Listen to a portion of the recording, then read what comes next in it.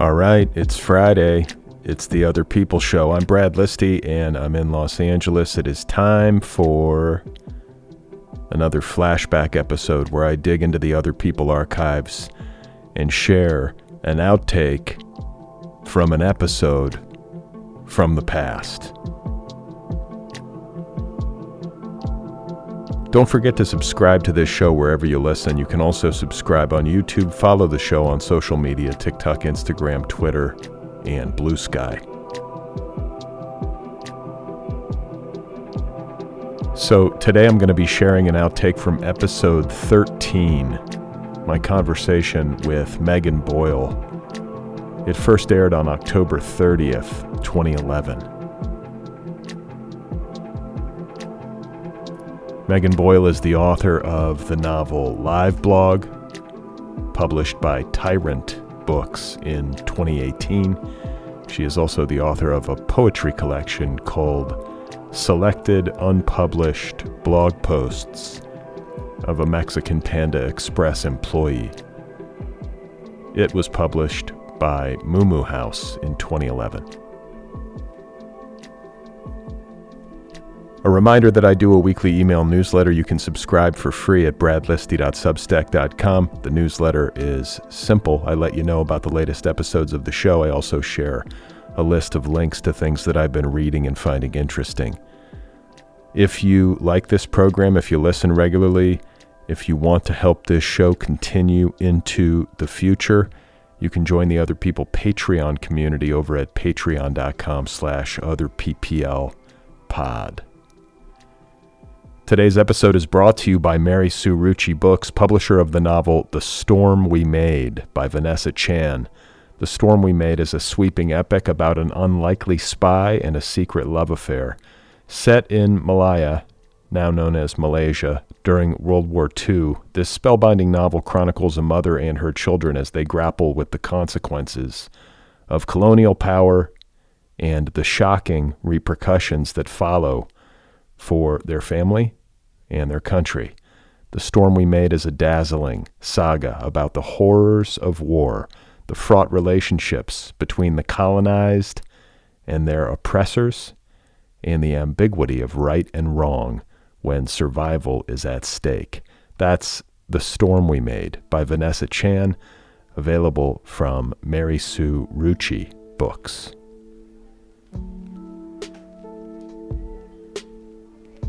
All right, so today's flashback, an outtake from episode 13, my conversation with author Megan Boyle.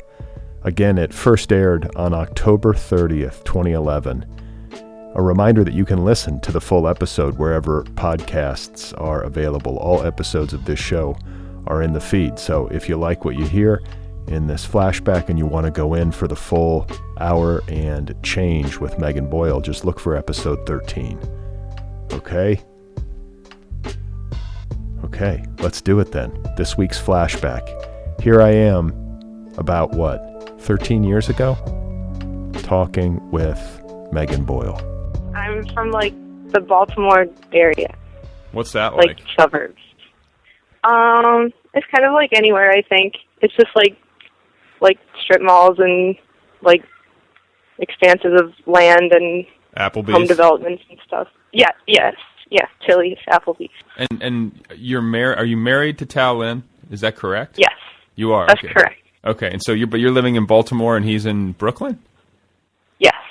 Okay. Because I remember, and this was on the internet a while back. There was this got media coverage, the fact that you guys got married, correct? Yeah, there's been things. So what happened?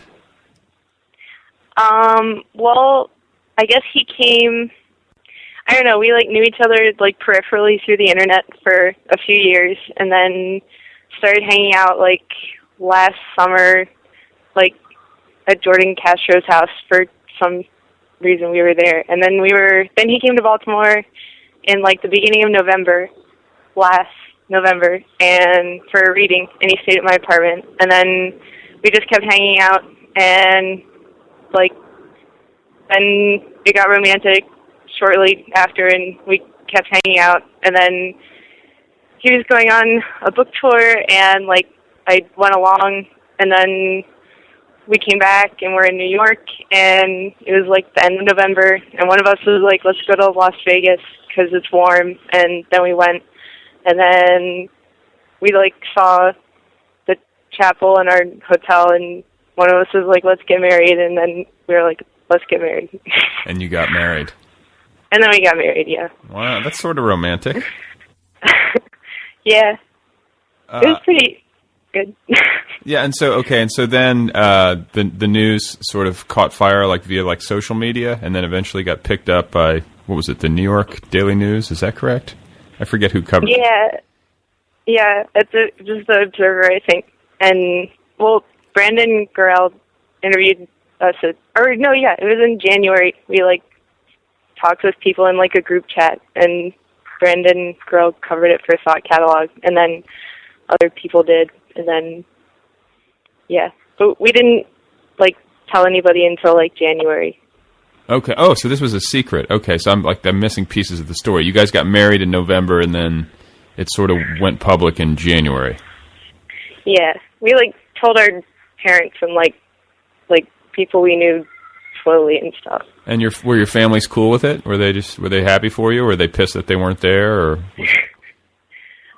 they were happy. They were supportive. My dad at first was like spilled his drink or something, but then he was okay.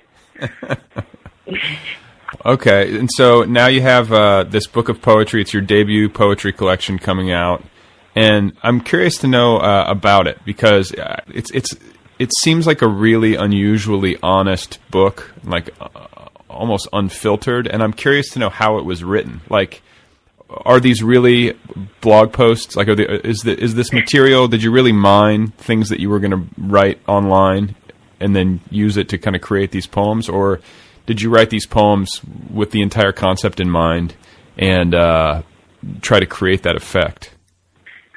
I just, like, wrote them as, like, they're just, like, unpublished blog posts, and, like, I wrote them in that order, basically, that is in the book. And this summer and spring, I, like, edited them and compiled them, like, in the way they are now. So I edited, like, some stuff, but I, like, wrote it as it went. I didn't, like, plan to make it a book at all. You didn't? Okay. And so what made you decide finally to make it a book?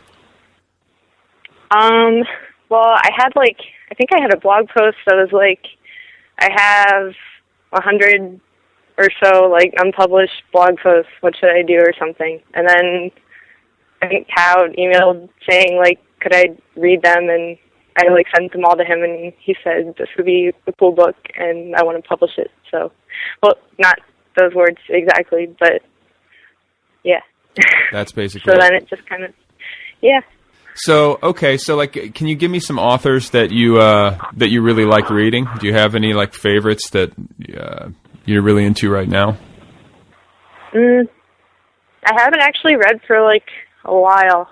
I felt like actually kind of, like creatively, like, uninspired and, like, dead for a while. How long has this been going on?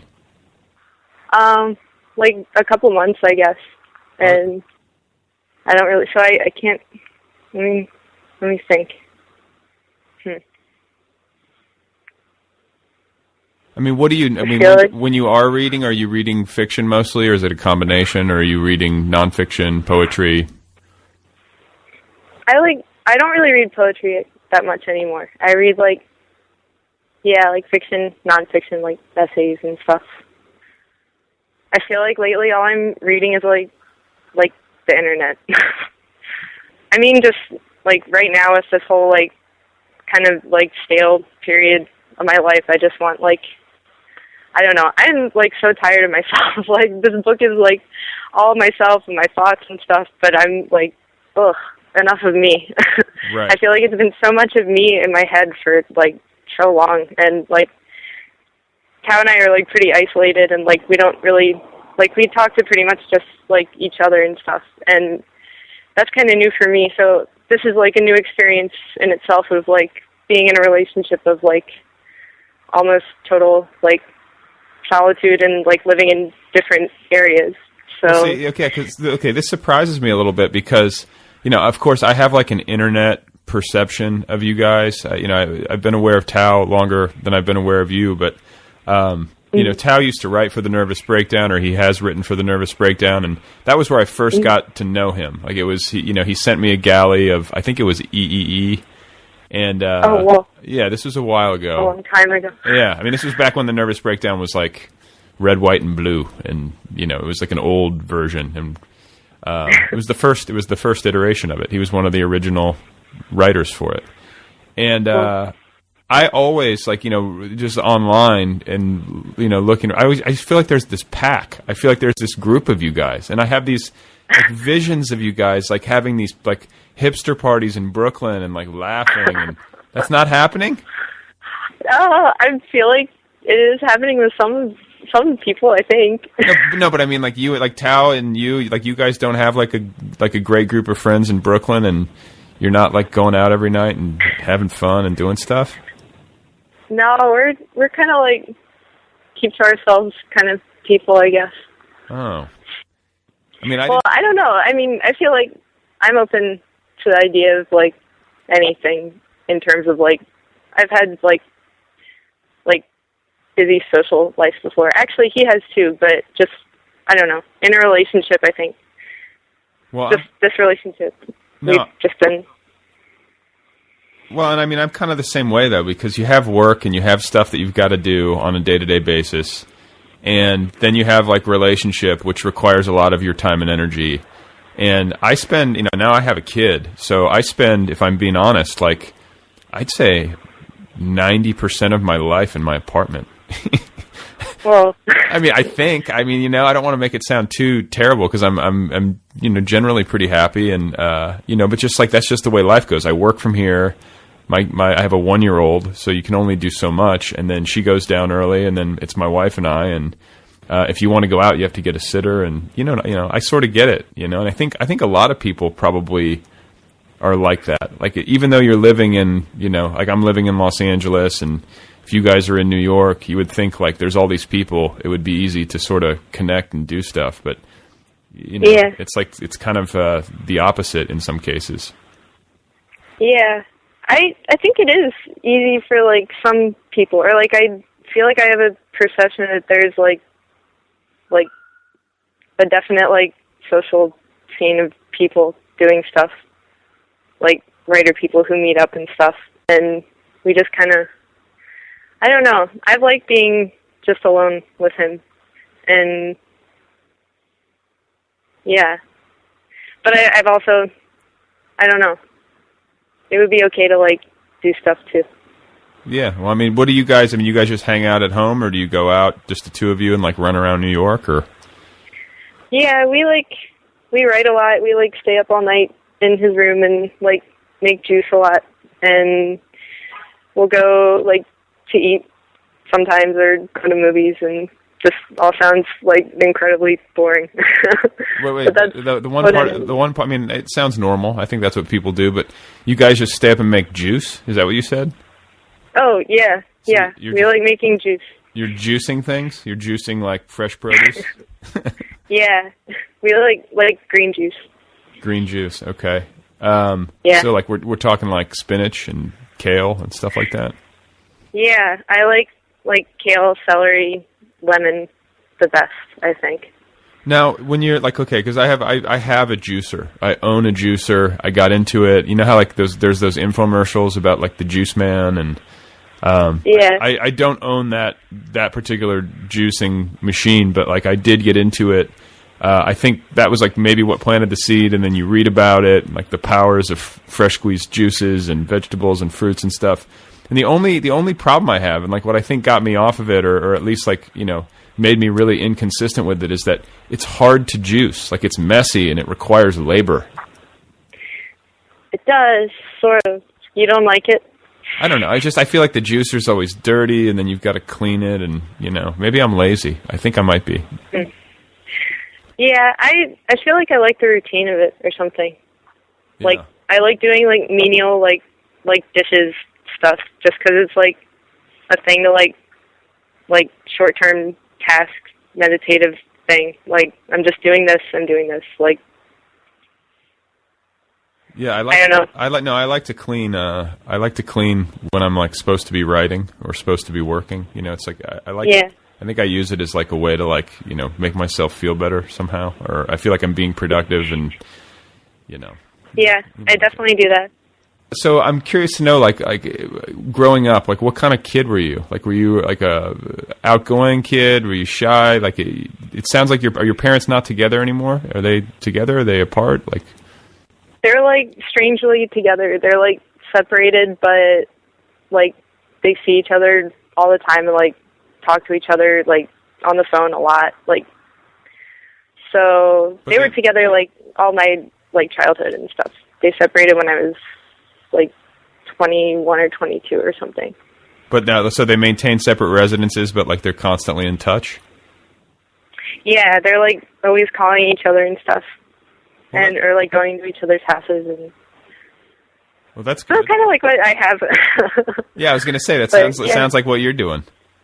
Yeah. Actually, it seems to work. Like, they like each other a lot more now, and they like they fought and stuff. I mean, everybody fights, but they don't, like, maybe they're just older or calmer or something, but they seem like overall happier with each other. I think because they're not, like, noticing those, like, little, like annoyances that come up with, like, being in the same room with a person constantly. Yeah, you have some space. You can like retire to your own quarters and like have a timeout or whatever. Yeah, that seems like important. So like, tell me about like your childhood. Do you have any siblings? Is it just you? Like, or were you know, paint a picture? I have, I have an older half sister who's my mom's daughter with a different guy who's 20 years older than me. So she didn't like I didn't like grow up really with her, but like saw her holidays and some other times, and she's pretty cool. She likes the Grateful Dead a lot and follows them around, and she lives in Florida and like makes jewelry and So wait, she's like a hippie? I mean, is that fair to say? Yeah, she's a hippie. So were you in touch with her at all, like as a child? Like she was what? You said she was 20 years older than you? Yeah, but she doesn't act like older. She acts like a teenager sometimes still. But she likes that. Like, she's like useful and like fun, and we talk like, I don't know, just a few times a year, I guess. But I feel like she's good. So then what else? Like, what kind of kid were you? Like, you went to school, you were social, you were antisocial? Like what kind of youth were you? I was, like, really, really outgoing, really, like crazy seeming, probably, until I was about 10. Like, I really liked, I'm shy now, like, obviously, but, like, that kind of made me into, or getting, like, made fun of for stuff that I liked, So you were really outgoing and sort of social until you were 10, and then at that point, like, I guess maybe like the dawn of adolescence, you started to get more reserved? Yeah, I also, like, got fat and stuff, and we changed schools, and like, it's hard to make friends when you're like in 6th grade and stuff. Yeah, I moved from Wisconsin to Indiana when I was in 6th grade. That was not easy. Yeah, that's like the shittiest time of life ever, it seems like, universally. It was, yeah, I mean, it was like really, I remember like, I felt like a total alien. I mean, you know, it's like, it's definitely formative. Yeah. So why did you move? You just move towns, or? No, I don't know why we moved. We just kind of moved into a different house. Okay. And it was in the same, like, district kind of area, but just they, like, built a new school, like, close to me, so I went to that one. And so, like, you basically didn't have any friends. I mean, you had none of your old friends, and... Yeah, I had, like, one best friend, but she was at a different school, and I saw her, like, not that frequently, and I had people I would sit around in middle school, but I was kind of also still would be strange. I took a Beanie Baby to school with me every day and put it on my desk, and every Friday I would wear a purple shirt and glitter on my eyes and an alien necklace because I thought the aliens would come get me if I did that. For real? Yeah, I wore the same thing every Friday for 7th grade. You wanted aliens to come get you? Yeah. I thought there's a constellation Orion's belt that's 3, it's a line, and I would always look at it, and I thought there was one named Herman that I liked that was gonna come get me. You thought there was an alien, and how old were you then? You were 11 or 12? I think I was 11 probably. Okay, so let me get this straight. You thought that there was an alien named Herman in Orion's belt, and you had a dialogue going? No, we didn't. There was no dialogue. All right, that was episode 13. My conversation with Megan Boyle. It first aired on October 30th, 2011.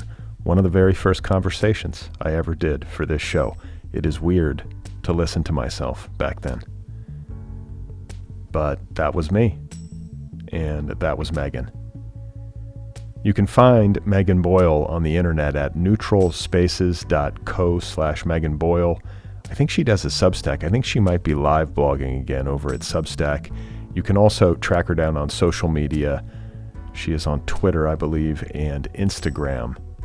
Her novel is called Live Blog, and her poetry collection is called Selected Unpublished Blog Posts of a Mexican Panda Express Employee.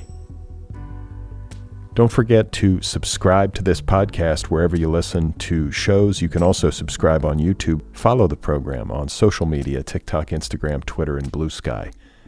If you want to get my weekly email newsletter, you can subscribe for free at bradlisti.substack.com. If you want to join the Otherppl Patreon community, you can do that at patreon.com/otherpplpod. You can join the Otherppl Book Club at otherppl.com, the show's official website. Get a new book delivered to your door every 30 days. I interview book club authors on this program. If you have a couple of minutes and you want to help me out, please give this show a rating and write a little review wherever you listen, Apple Podcasts, Spotify, what have you. If you would like to get an Otherppl t-shirt, you can do that at the show's website, otherppl.com. And finally, a quick plug for my latest book. It is a novel called Be Brief and Tell Them Everything, available now in trade paperback, ebook, and audiobook editions. I narrate the audiobook. Again, it is a novel. It's by me. It's kind of about me. It's called Be Brief and Tell Them Everything.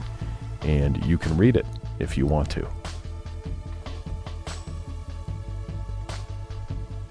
All right, so coming up on Sunday, my guest will be Brandy Wells. They have a new novel out called The Cleaner. Had a great time catching up with Brandy, so stay tuned.